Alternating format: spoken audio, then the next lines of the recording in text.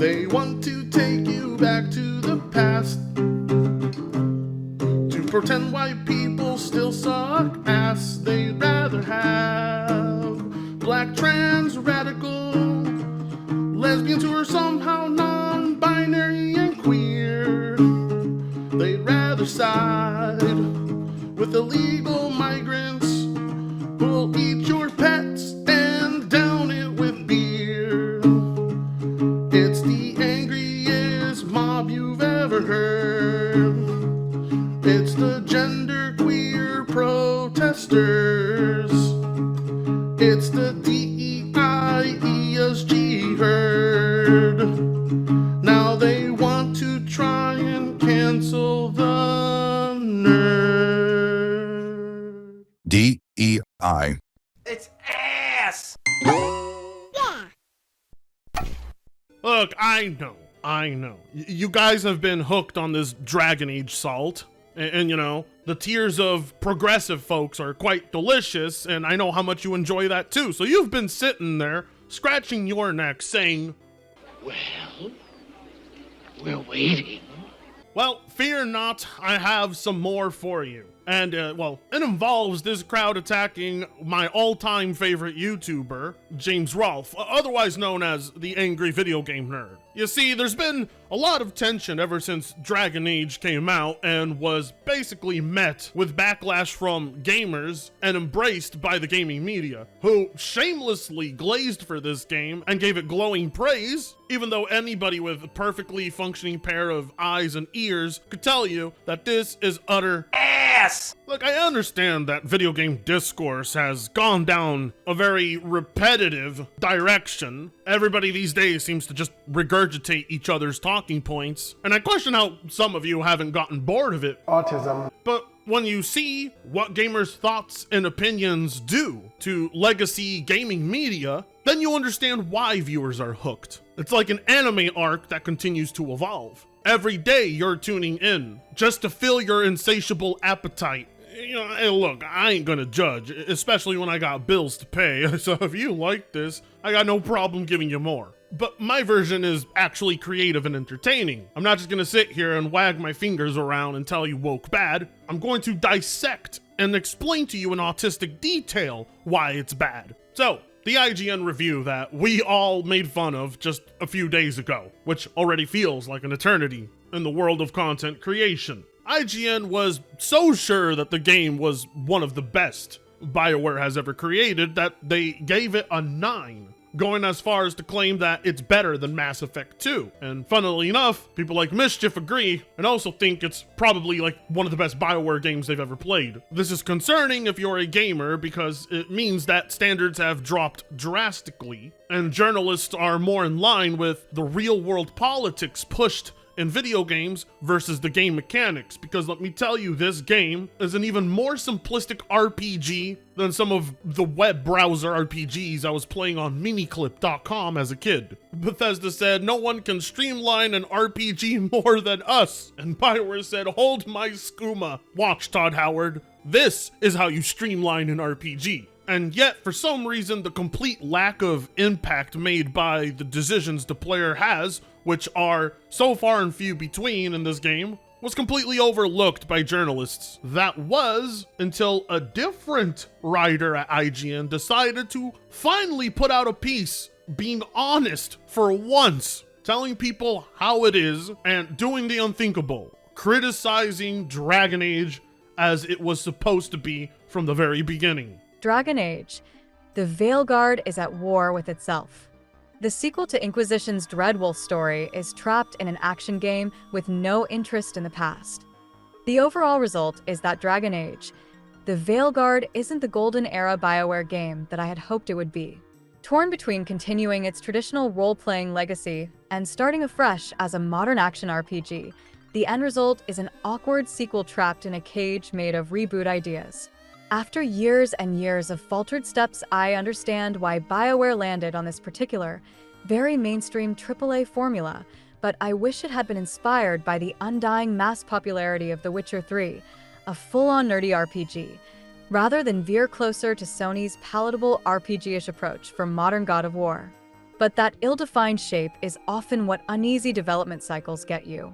Thankfully, the Veilguard's launch has seemingly gone well for EA and BioWare, which hopefully means Dragon Age will continue. Let's just hope next time it's not just the name that's got a bit of Baldur's Gate in it. It's ass! Wow.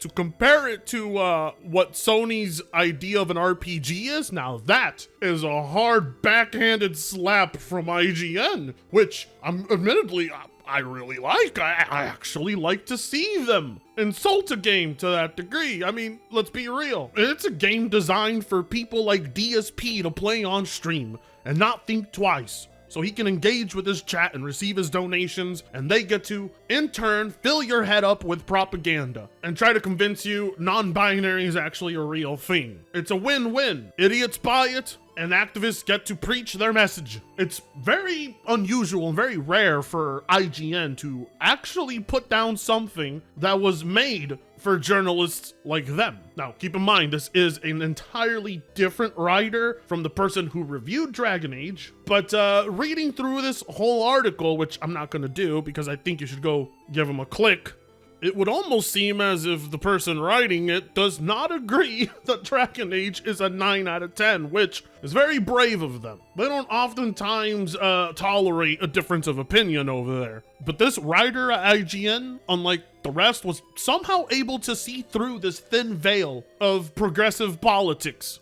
and was able to see that was actually a vanity project and a hardcore self-insert by the lead writer. You've probably seen endless clips of the character Tosh. I don't know. She always says stuff like that. About how I dress, how I act. And? It feels right. When she says I act more like a man. It feels right. Why does it feel right? Tosh, do you like being a woman? Nobody likes being a woman. And just how unbearable they are. Oh god, man, I went by their preferred pronouns just so I don't have to pull off a barf because I'm sore.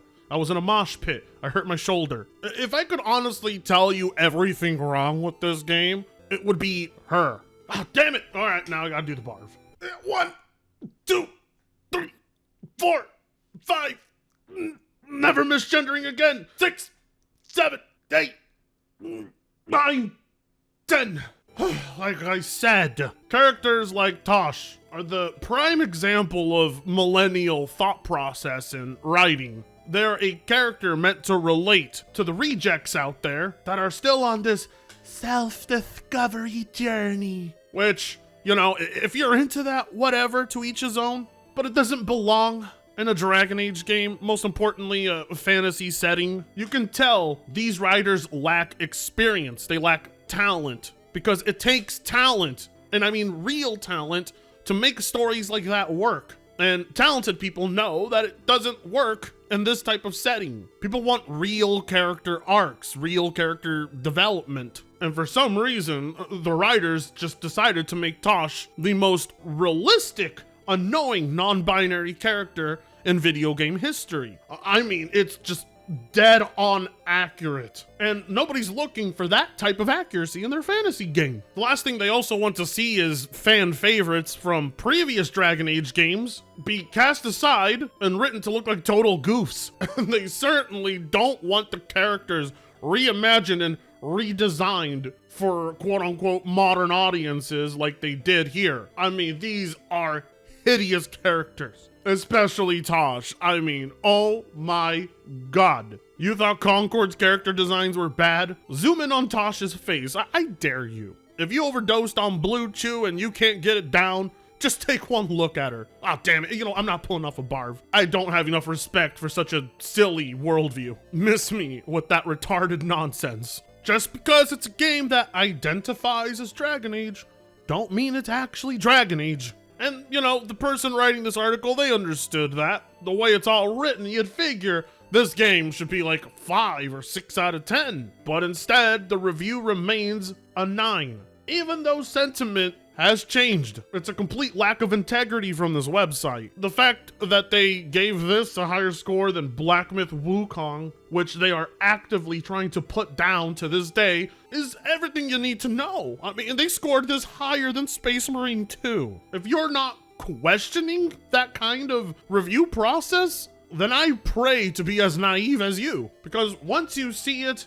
you can't unsee it. There's an obvious bias here, and no matter what IGN does, everyone's always going to point back to them and say, well, regardless of all the criticisms, you still gave it a 9, a score it clearly did not deserve. While it's appreciated that you're finally speaking up on the game as people expected you to, it honestly actually does more harm than good, because it shows that you had a clear agenda, a clear bias, and reviewed the game more favorably because its politics aligned with most of your employees. I understand it's not a monolith. There are individuals over there at IGN, but for the love of God, with a staff as big as they have, why not just have a dedicated team that plays these games and we get to hear everyone's opinion versus the opinion of one person who gives it a final grade? If we actually got to hear the opinions of several other staff members, we would probably get a lot more nuanced takes, a lot more balanced criticisms, and it would make for a far better reviewing process. Take away the idea of a score and just review it based on whether you think people should purchase it or not. Have the members of that review all vote and see what the outcome is.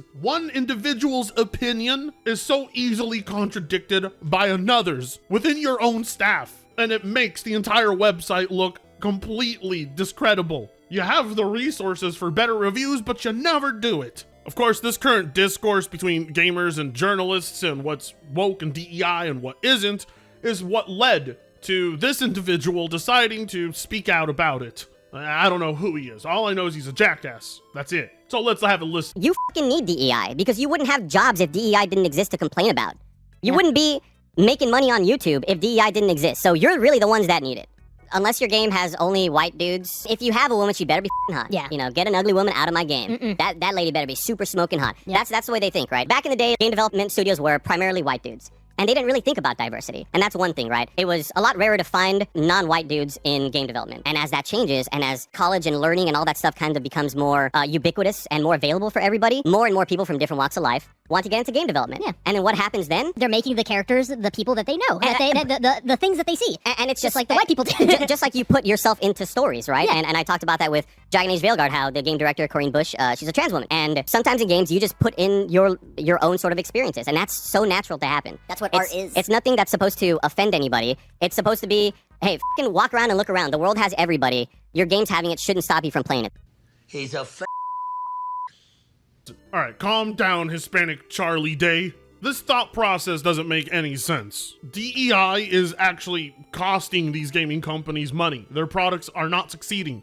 They are failing on record-breaking levels. Never before seen flops in history. That's how bad it is. There are, content creators like me who benefit off those failures, but our channels also do very good when games are very good. Because when games are good, people want to hear you talk about games being good. When games are bad, people want to hear you talk about when games are bad. It's not a science. The industry has taken a turn for the worse. Gaming discourse has been shaped by the activists who are constantly attacking the demographic that plays it the most. The art of self-inserting your own daddy issues into a video game, it's gotta go. People don't want to hear about how your privileged, pampered life was so hard because your parents didn't approve of one aspect of your life. All right, there's nothing interesting about that. They want to be taken on a journey. They want to hear a story that you can't get anywhere else, that you can't get from movies, that you can't get from books, that you can't get from TV. They want what video games provide, and that is a combination of all the art forms. It's what makes gaming special. We don't want an interpretation of the book White Fragility in the form of a video game. People don't enjoy it in any other medium. But these writers, they think they're so goddamn special. They really think people want to listen to how, oh no, Your mom questioned your gender. Nobody wants to hear that. Nobody cares. We're here to fucking fight dragons, slay demons, and have frivolous sex with all our companions. Do we really have to question what it means to be non-binary? Do we really need that perspective? Is it really all that important? You're not creating a character when you do that. You're just creating an extension of yourself in digital form, and if your current self is that unlikable, imagine how unlikable it will be to the millions of people who have to deal with it in the next game they buy. You are compromising the quality of the writing when you do these kinds of things, because if only you find those aspects of your life interesting and nobody else does, imagine what'll happen. People will shit all over it. You're not special. Stop defending this crap. Stop attacking the people calling it out because you know they're right. We were right about Dragon Age. We were right about Suicide Squad. We were right about Concord. We're probably going to be right about Wolverine. And the fact that it's met with defense, it's a fucking joke. Why is it that nearly every single voice in gaming media has a tendency to try and stand up for it and propose that it's actually good for everyone? If it's good for everyone, it will reflect in the sales and player reception, but that's not the case. They instead pretend that all that criticism is botted, none of it's real, and everybody loves this. No, they don't. The only people who like it are goddamn mischief. They want to point the finger at every single content creator and call them grifters, when in reality, their entire establishment is one giant grift that they actively work for and cheer on. What we witnessed with IGN, with their Dragon Age review, and then this article, that was a grift right there. But it's not called out, because that's what happens when IGN owns the majority of review sites. Nah, but we're not going to talk about that, right? We're going to talk about instead the YouTubers saying the things that are factually correct. Okay, sure.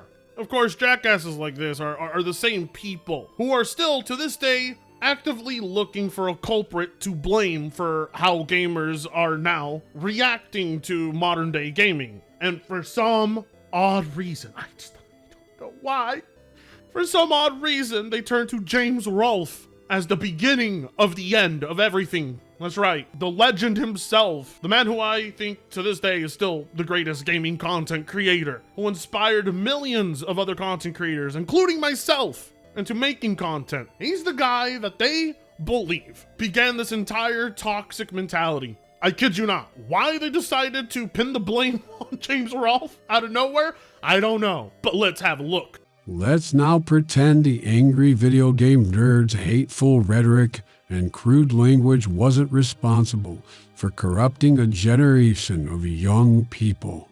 Okay, where did this come from? Why, out of the blue, is James Rolfe now the target? Well, I know why. It's because of the way people are talking about Dragon Age and all the controversy. They need somebody to pin the blame on. Anybody. Look, the only thing I personally think that James Rolfe did that was a crime was promoting Rolling Rock beer. That's piss water. Shame on you, James. You may as well just have promoted Heineken. They're both green bottles. But other than that, James Rolfe has done nothing but encourage content creators to actually be creative and try. James Rolfe was a pioneer of his time. He made video game criticism entertaining, something nobody else could do before him, in my opinion anyway. And I guess that's where the blame is being put. He inspired the millions of content creators currently who speak so vulgarly and call everything woke, even though calling things woke was never James' shtick. But I guess because, you know, all the creators like me who do that were inspired by him, then they blame him, you know? It's like Mussolini drank water. You drink water, therefore, water evil. The amount of likes on that post is really revealing of a mental disease that's infecting our current generation. They want to pin the blame on people who are just vulgar now, and it makes no goddamn sense. God damn, you blink your eyes for 1 minute and all of a sudden the generation raised by Coco Melon and Blippi are now telling you you're a toxic generation. When did that happen? That was fast. Now, what I question is, what is this hateful rhetoric? The crude language is one thing, but what was the hateful rhetoric behind any of James' content? that's the real question here. That's the type of language used by the current snowflake generation. And then my attention is drawn to yet another tweet trying to throw Angry Video Game Nerd under the bus again. Woo, on the real, this probably didn't help our current chud culture around movies. Yeah, I figured. Blue, pink, white flag, predictable per usual. Jesus Christ, they're still not over the fact that James refused to review the 2016 Ghostbusters film? Oh my god, it's been 8 years. 8 long years. Rumors are Lindsay Ellis is still triggered to this day. See, this is what I mean. There is no stature of limitations for this crowd. You did something the minute you were born is the minute that they're willing to just start criticizing you for it. Like it relates to today's time, even though it doesn't. All James did was refuse to review a Ghostbusters film that didn't have the original cast, and there is absolutely nothing wrong with that. He didn't want to give his money to the film, and at the time, mind you, this is how far removed we are from how much more woke accepting people were. He ate a lot of shit for that 8 years ago. They were trying to cancel him, accuse him of being sexist, accuse him of being misogynist, everything you could name. All because he refused to hand over money to a film he had no interest in. And they try their hardest to blame the current review culture because of that. But no, James did what the current day reviewers can't do, and that's stand by his word and not actually hate watch it to review it. A class act. Well, it was considered a class act. These days, Neurotic and all those dudes hate watch, and I understand why. You know, it's better if a critic watches something so you don't have to. But the comparisons being drawn here are unforgivable. A generation that thinks they can one day be a man and the next day be a woman are trying to lecture everybody and tell us that the content creators we enjoy are the real corruption to our society and not their woke ideology. Honest to God, I feel like if you actually showed episodes of AVGN to this generation being raised by progressives, it would probably actually cure a lot of the mental issues they're dealing with. James is a content creator I still take inspiration from to this day. How organized he is, how calculated, how much production he puts in, I still truly believe it's unmatched. Most content creators will not put in that kind of effort. So when a person like James, who's a creative type, and knows what works and what doesn't, and what is good and what's not, is the one reviewing movies, I'll take his word for it. And if he says Ghostbusters ain't good enough to review, then it ain't good enough to review. And that didn't do any irreparable damage to a generation. It just did irreparable damage to the snowflakes, who will not get over it and probably never will. But it's funny, Dragon Age is panned critically by nearly every single gamer, and their response to that is Angry Video Game Nerd. What a truly sad, pathetic crowd, blaming everyone and everything except the people pushing these types of games onto you. Well, thank God for content creators like me, and thank God for James Rolfe. Who knows what they'll be screaming about next, but you know, if you want to find out, what you gotta do is hit that subscribe button down below, like, comment, and share, and I'll be seeing all of you in the next video. Fritongo sucks ass.